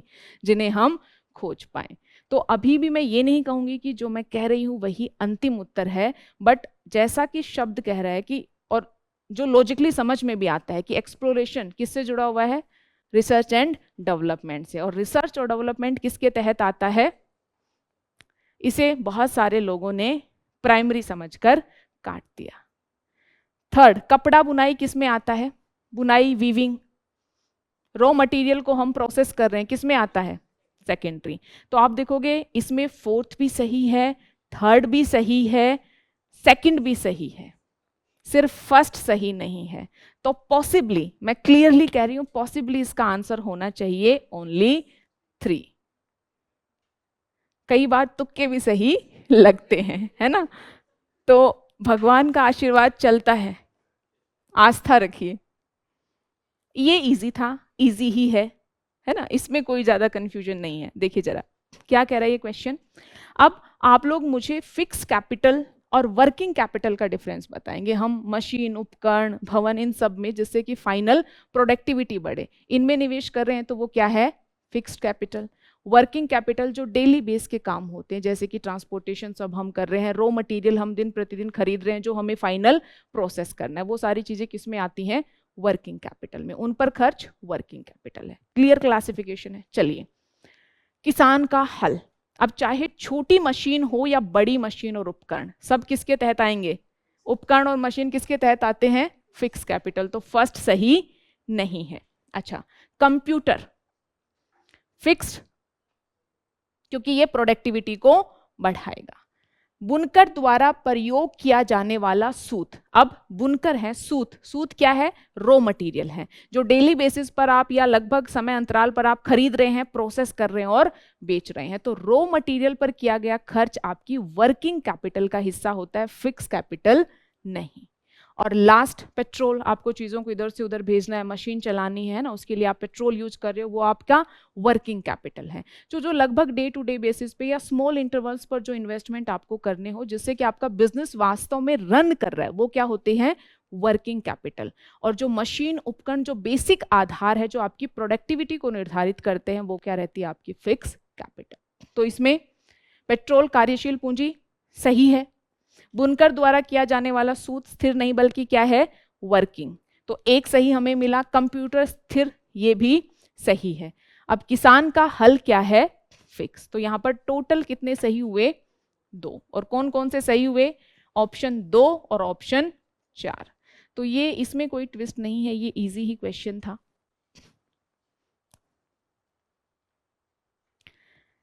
थोड़ा सा ये क्वेश्चन डिटेल में जाकर पूछा गया है, देखिए जरा क्वेश्चन को। विदेशी बैंकों के साथ व्यवहार करते समय भारतीय रिजर्व बैंक द्वारा अधिरोपित नियम या नियमों के संदर्भ में निम्नलिखित कथनों पर विचार कीजिए। डिटेल में है लेकिन थोड़ा सा सेंस लगाकर कुछ हद तक आप आंसर तक पहुंच सकते हो। भारत में पूर्ण स्वामित्व वाले सहायक बैंक के लिए कोई न्यूनतम पूंजी की आवश्यकता नहीं है। दूसरा, भारत में पूर्ण स्वामित्व वाले सहायक बैंकों के लिए बोर्ड सदस्यों के कम से कम 50% भारतीय नागरिक होने चाहिए। बेसिकली चर्चा में क्यों है, क्योंकि अभी ऐसा नहीं कि बिल्कुल करंट में चर्चा में रहा, बट ये आइडिया चर्चा में है। जो विदेशी बैंक हमारे यहाँ काम करते हैं, 2 तरीके से काम करते हैं। या तो बैंक अपनी ब्रांच स्थापित करेंगे या फुल्ली ओन्ड सब्सिडरी, 2 तरीके हैं। दोनों के अपने कुछ लाभ हैं, दोनों के अपने कुछ हानियां हैं। बट मुख्यतः बैंक क्या प्रायोरिटी में रखते हैं कि हम अपनी ब्रांच स्थापित कर दें। अंतर क्या होता है, मैं कहूं कि एक बैंक अपनी सब्सिडरी भारत में स्थापित करे, बाहर का कोई बैंक है, या फिर अपनी ब्रांच। ब्रांच आप देखोगे कोई अलग लीगल एंटिटी नहीं होती है, लेकिन जब आप सब्सिडरी स्थापित कर रहे होते हो तो वो अपने आप में अलग लीगल एंटिटी होती है।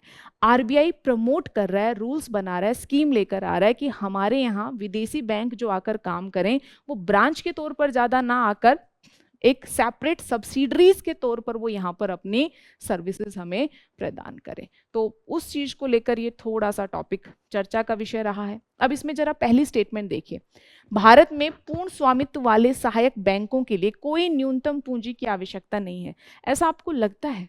आप देखोगे चाहे स्मॉल फाइनेंस बैंक हो, चाहे पेमेंट बैंक हो, हर किसी के लिए तो कुछ ना कुछ पेड अप कैपिटल रिक्वायरमेंट हमने रखी है। ऐसा होगा कि इनके लिए नहीं है? नहीं, इनके लिए है 5 बिलियन इंडियन रुपी में। तो वो पेड अप कैपिटल की रिक्वायरमेंट रखी गई है। तो आप फर्स्ट स्टेटमेंट को काट देंगे। अच्छा, भारत में पूर्ण स्वामित्व वाले सहायक बैंकों के लिए बोर्ड सदस्यों में कम से कम 50% भारतीय नागरिक होने चाहिए। भारतीय नागरिक होने चाहिए, ये बिल्कुल सही है। अब वो एनआरआई के तौर पर भी हो सकते हैं, है ना, लेकिन 50% भारतीय नागरिक होने चाहिए। और उस 50% के अलावा जो टोटल उसमें है, उसमें 1/3 कहाँ से होने चाहिए, इंडियन जो नेशनल रेजिडेंट है वो होनी चाहिए। तो इस तरह का क्राइटेरिया, सिंपल रूल है, आप इसको सर्च करोगे तो मिल जाएंगे कि क्या क्या क्राइटेरिया आरबीआई ने रखा है। तो ये जो सेकंड क्राइटेरिया है ये मैच करता है, इसलिए स्टेटमेंट इसमें एक सही नहीं है, स्टेटमेंट नंबर 2 सही है। थोड़ा सा आई कैन से कि ये क्वेश्चन ऐसा होगा कि सामान्यतः हम कहाँ इतना डिटेल में जाकर पढ़ते हैं कि क्या क्राइटेरिया है, एक एक छोटी छोटी चीज़, बट 50-50 तक आप कैसे पहुंच सकते हो कि चलिए फर्स्ट का आपने आइडिया लगा लिया तो सेकंड पर आप थोड़ा खेल सकते हो। अगर नहीं भी आइडिया लग रहा तो प्रीलिम्स क्वालिफाई करने के लिए सारे क्वेश्चन सॉल्व करने की आवश्यकता होती भी नहीं, एटलीस्ट 80, 85, 87 तक आप कर देते हो तो कुछ 10, 12, 13 क्वेश्चन ऐसे होते हैं जिन्हें आप छोड़ सकते हो। तो वो डिपेंड करेगा कि आपकी क्या स्ट्रेटेजी और आपने क्या यूज किया, किसने इस क्वेश्चन को अटेम्प्ट किया था, सही किसका हुआ। इसका आंसर केवल बी सही है। फर्स्ट स्टेटमेंट उसमें ये नहीं, इससे पीछे वाला, हाँ ठीक है। चलिए, भारत में निगमित सामाजिक उत्तरदायित्व CSR नियमों के संदर्भ में निम्नलिखित कथनों पर विचार कीजिए। ये क्वेश्चन मैं कहूंगी कि सही था, अगर आप ध्यान से क्वेश्चन को पढ़ते तो इसे सॉल्व कर सकते हैं। फर्स्ट स्टेटमेंट एक बार के लिए मैं छोड़ रही हूँ, पहले हम सेकंड स्टेटमेंट देखते हैं। CSR नियम CSR कार्यकलापों पर होने वाले न्यूनतम व्यय को विनिर्दिष्ट नहीं करते।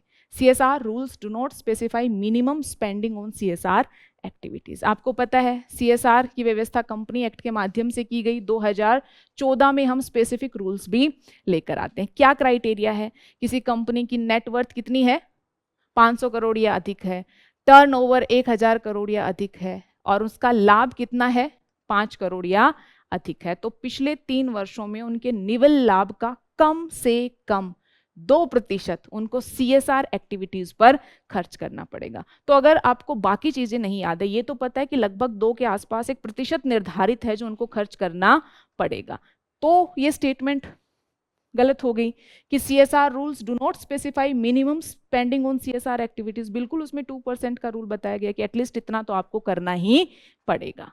स्टेटमेंट सही नहीं है। अब आती हूं मैं कथन 1 पे। CSR नियम विनिर्दिष्ट करते हैं कि सीधे कंपनी अथवा इसके कर्मचारियों को लाभ पहुंचाने वाले व्यय को CSR कार्यकलाप के रूप में नहीं माना जाएगा।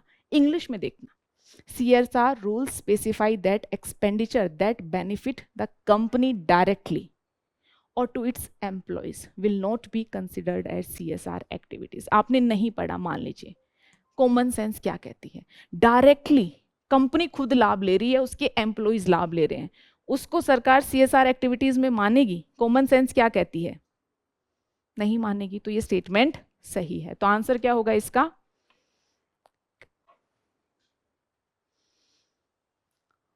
Last question. ये पढ़ा था आपने, क्या है आंसर? तो ठीक है क्या ये? With reference to the Indian economy, भारतीय अर्थव्यवस्था के संदर्भ में सपार्षिकृत उधार लेन देन, collateralised borrowing and lending obligations are instrument of bond market, forex market, money market और स्टॉक मार्केट। बेसिकली इसकी व्यवस्था clearing corporation of India limited द्वारा 2003 में की गई थी। ये जो collateral borrowing and lending obligations हैं, ये सब किसकी देखरेख में ये व्यवस्था काम करती है? RBI की देखरेख में। आखिर ये है क्यों? मनी मार्केट का मतलब क्या होता है? जहां 1 साल से कम अवधि वाले लेन देन होते हैं, और कैपिटल मार्केट जिसमें 1 साल या उससे अधिक की मैच्योरिटी अवधि वाले लेन देन होते हैं। अब मनी मार्केट में तो हमारे पास इंटर बैंक कॉल मनी व्यवस्था है। क्या है इंटर बैंक कॉल मनी व्यवस्था? आपस में बैंक लिक्विडिटी मिसमैच है, CSR, LLR, SLR जो मिसमैच स्थिति है, पूरा करना है, एक दूसरे से उधार ले सकते हैं, कोई और आवश्यकता है उधार ले सकते हैं, इसे हम कहते हैं इंटर बैंक कॉल मनी, है ना। जब इंटर बैंक कॉल मनी है तो उसी तरह की एक दूसरी व्यवस्था जिसे हम collateral borrowing and lending obligation कहते हैं, इसकी शुरुआत क्यों की गई? इसका स्पेसिफिक पर्पस था। Inter bank call money market सभी के लिए ओपन नहीं है, बहुत सारे वित्तीय संस्थान सब होते हैं जो रेस्ट्रिक्टेड है। दूसरा क्या है, लिमिट होती है, आपने लिमिट में लेन देन कर लिया उसके बाद आप वहां से रेस्ट्रिक्ट हो जाते हो। तो ऐसी स्थिति में अगर आपको धन चाहिए या कोई इन्वेस्टर है जो इन्वेस्ट करना चाह रहा है, उसके पास अधिशेष तरलता है, तो वो कैसे कर सकता है? तो उसका एक ऑप्शन क्या है, collateral borrowing and lending obligation. ये व्यवस्था 2003 में शुरू की गई कि आप आपस में लेन देन कर सकते हो। इस लेन देन की एक विशेषता क्या रहेगी?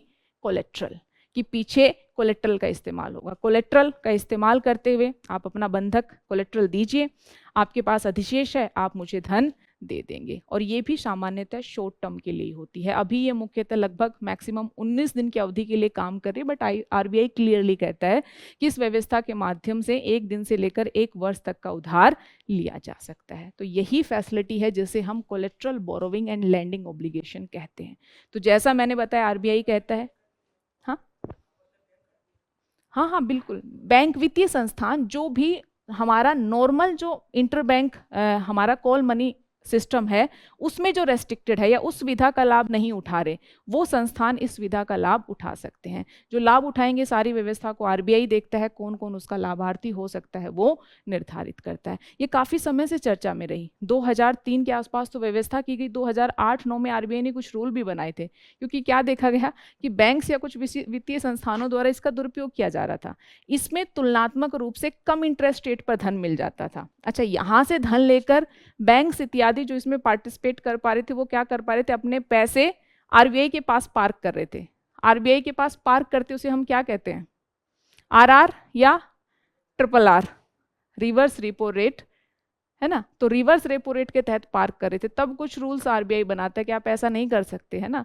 कहता है कि अब आपको इसके तहत जो आपने उधार लिया है वो भी डिपॉजिट की तरह माना जाएगा और कुछ हिस्सा आपको सीआरआर के तौर पर अलग से करके रखना पड़ेगा। तो टाइम टू टाइम इस पर कुछ एक्शंस लिए गए हैं, कुछ बातें हुई हैं, इसलिए ये टर्म जरूरी रही है। तो सिंपली 1 साल से कम तक का कोई भी लेन देन होता है वो किसका हिस्सा बनता है, मनी मार्केट। इतना डिटेल में वैसे क्वेश्चन पूछा भी नहीं गया। अगर आपको नहीं पता एग्जैक्टली व्यवस्था क्या है collateral borrowing and lending obligations की, अगर आपको सिंपली ये भी पता है कि सामान्यतः इसके माध्यम से छोटे समय का लेन देन होता है, कम समय का लेन देन होता है, तब भी आप आंसर दे सकते हो।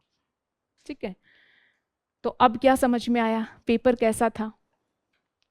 कुछ क्वेश्चंस इजी थे, कुछ क्वेश्चंस अच्छे थे। आप क्लियरली मैं सारे क्वेश्चंस को इजी होने का टैग नहीं दे सकती, क्योंकि अगर इजी होता तो सारे आंसर सही होते। अगर नहीं है और आम स्टूडेंट 10-11 तक पहुंच पा रहे हैं तो मतलब 3-4 कुछ क्वेश्चन ऐसे थे जो उतने इजी नहीं थे।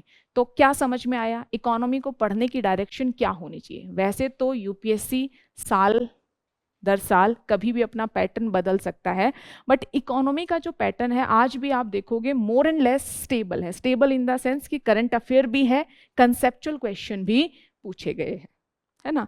थोड़ा सा कुछ क्वेश्चन जैसे कि प्राइमरी सेकेंडरी टर्सरी सेक्टर वाला क्वेश्चन था, यूएस ट्रेजरी बॉन्ड वाला क्वेश्चन था, ट्रिकी है। हाँ, ये कहाँ नहीं, ये स्पेसिफिकली देखिए बार बार मैंने बताया बीच बीच में चर्चा में रहा है, बट स्पेसिफिकली मैं कहूँ कि पिछले 1 साल में बहुत करंट अफेयर में कवर हुआ तो ऐसा कुछ नहीं है। ये बेसिक बैंकिंग टर्म्स हैं जो कुछ और चर्चा में आता है। तो कई बार ही नहीं होता करंट अफेयर में हम पृष्ठभूमि वगैरह पढ़ते हैं तो ये व्यवस्था है वो फिर से चर्चा में आ जाता है। तो ये था, तो ये समझ में आया कि टेस्ट सीरीज की क्या इंपॉर्टेंस है, previous year question paper analysis की क्या इंपॉर्टेंट है। क्योंकि जब आप टेस्ट देकर जाते हो तो आपने देखा कि कहीं ना कहीं, मैं ये नहीं कह रही 100% और बहुत सारे क्वेश्चन में, लेकिन कुछ क्वेश्चंस में एलिमिनेट करने का ऑप्शन मिलता है, या फिर आप थोड़ी सी बुद्धि लगा के कुछ ऑप्शंस को सही कर सकते हो, कुछ ऑप्शंस को काट सकते हो। ये कॉन्फिडेंस कब आता है, जब आप टेस्ट देते हो। तो जिनको स्पेसिफिकली क्वेश्चन सॉल्व करने में प्रॉब्लम है, तो आपने संधान के बारे में सुना है, क्या है? उसमें आपको बहुत सारे क्वेश्चन मिलते हैं, लेकिन क्वेश्चन कैसे मिलते हैं कि लाइक बिल्कुल जैसे कि हम डिजिटल किसी प्लेटफॉर्म में स्पेसिफिकली सर्च नहीं करते कि मुझे इस कलर की ऐसी शर्ट चाहिए या ऐसी टाई चाहिए, वही आती है। तो कुछ उसी तरह का प्रोडक्ट है संधान। उसमें क्या करोगे कि आपको लाइक इकोनॉमी आपको डिफिकल्ट लग रही है, इकोनॉमी में जैसे अगर मैं एग्जाम्पल दूँ, मुद्रा और बैंकिंग चैप्टर से आपके क्वेश्चन नहीं बन रहे, तो जब आप ये सारी इनपुट उसमें डालेंगे तो स्पेसिफिकली इसी चैप्टर से जुड़े हुए क्वेश्चन आपके सामने आ जाएंगे, आप उनको प्रैक्टिस कर सकते हो। तो पढ़ने के साथ साथ प्रैक्टिस बहुत जरूरी है, क्योंकि कितना भी आपने पढ़ा हो, कुछ क्वेश्चन हमेशा ऐसे रहेंगे जो डायरेक्ट आपने एज इट इज कहीं लाइन पढ़ी हो ऐसे नहीं रहेंगे। इवन कुछ क्या, अधिकांश प्रश्न आई थिंक ऐसे हैं, आप पहले से शुरू हो जाओ, है ना। सेंट्रल बैंक डिजिटल करेंसी कहाँ आपने एज इट इज लाइन पढ़ी है, यूएस बॉन्ड कहाँ एज इट इज लाइन पड़ी है। प्राइमरी सेकेंडरी टर्सरी सेक्टर का भी हमें आइडिया है, लेकिन उसमें भी जब थोड़ा घुमाकर ऑप्शन दे दिए गए तो हम कंफ्यूज हो जाते हैं। तो ऐसे में जितना ज़्यादा आप टेस्ट सॉल्व करोगे और साथ ही प्रीवियस ईयर क्वेश्चन पेपर का जितना अच्छा एनालिसिस आपके पास होगा, जितनी अच्छी समझ होगी, वही आपकी फाइनल हेल्प करेगी। तो ये था इकोनॉमी पार्ट का डिस्कशन। आई होप डिस्कशन आप लोगों के लिए हेल्पफुल रहा हो। जो क्वेश्चन अभी भी अंडर कंसिडरेशन है, मैंने क्लियरली कहा कि मैं नहीं क्लेम कर रही कि उनका आंसर बिल्कुल सही है। यूपीएससी फाइनली डिसाइड करती है जब अपनी आंसर की देती है कि उन्होंने क्या सोच के क्वेश्चन बनाया था और ये उसका आंसर है, और हम सब यूपीएससी के आदेश के अधीन है, हम कुछ नहीं कर सकते। ठीक है, तो चलिए लास्ट मैसेज यही है कि पॉजिटिव रहिए, पॉजिटिव रहकर तैयारी कीजिए। जितने भी मार्क्स बन रहे हैं आपके, अगर आपने आंसर की मिला ली है तो उसके बाद भी मैं कहूंगी कि डेडिकेटेडली 3-4 महीने के लिए मेंस की ही तैयारी कीजिए। क्योंकि अगर आपको लग रहा है कम मार्क्स बन रहे हैं और अगर आप अभी नहीं पढ़ेंगे, है ना, मेंस के लिए, तो हम क्या करते हैं, मनुष्य का दिमाग सब भली भांति जानते हैं, हम आलसी हो जाते हैं, हम चीज़ों को उतना सीरियसली नहीं लेते हैं। नहीं, ये सच्ची बात है। कुछ बच्चों को मैंने देखा है, उन्होंने जैसे विजन आईएएस कुछ मेंटरिंग प्रोग्राम चलाता था, तो किसी एक बच्चे ने कुछ स्पेसिफिकली कहा जो मैं यहाँ पर कोट करना चाहूंगी कि मेरे उस बच्चे ने कहा कि मेरे मार्क्स बहुत ही कम बन रहे, अब नहीं, पिछले किसी साल का एग्जाम्पल है, लेकिन फिर भी मुझे डेडिकेटेडली 3 महीने मेंस की ही तैयारी करनी है। सामान्यतः तो इतना सब कौन करता है, जो मेंस लिख रहा होता है। उस बच्चे का क्लियर कहना ये था कि अगर मैंने मेंस की तैयारी इस समय नहीं की तो मैं कुछ भी और नहीं कर पाऊंगा, है ना। तो समय का यूटिलाइजेशन जरूरी है, और मैं बार बार कहती हूँ कि प्री के लूप में मत फंसो कि प्री दिया, क्वालिफाई हो गया तो ठीक है, नहीं हुआ तो हम फिर से 2-3 महीने धीमे धीमे पढ़ेंगे, पेपर पास आएगा, फिर से प्रीलिम्स के लिए पढ़ेंगे। प्रीलिम्स के लूप में हम फंस के रह जाते हैं। कॉन्फिडेंस एक्चुअल में प्रीलिम्स को लेकर भी तभी आता है जब हमें ये पता हो कि हमने सही तैयारी की है, हमारा मेंस पर भी कॉन्फिडेंस है। छोटी छोटी चीज़ें आपके आत्मविश्वास को निर्धारित करती हैं, तो बिना हताश हुए अपनी तैयारी को जारी रखिए। ठीक है, बाकी परीक्षा दी है आपने, रिजल्ट का वेट ना करते हुए कल से ही मैं कहूँगी, और अगर आप कर सकते हो तो आज शाम से ही मेंस के लिए अपनी पढ़ाई करना शुरू कर दीजिए। जो भी रिजल्ट हो यही अल्टीमेटली आपको पे करेगा, चाहे आप इधर हैं चाहे आप इधर हैं, तैयारी आपको करनी ही पड़ेगी। ठीक है, इसी के साथ मैं अपना पार्ट यहीं एंड करती हूँ। आगे आई थिंक कौन कौन से सब्जेक्ट बच गए, पॉलिटी, हिस्ट्री, वो सब अभी आपके डिस्कस होंगे। चलिए, धन्यवाद आप सभी का।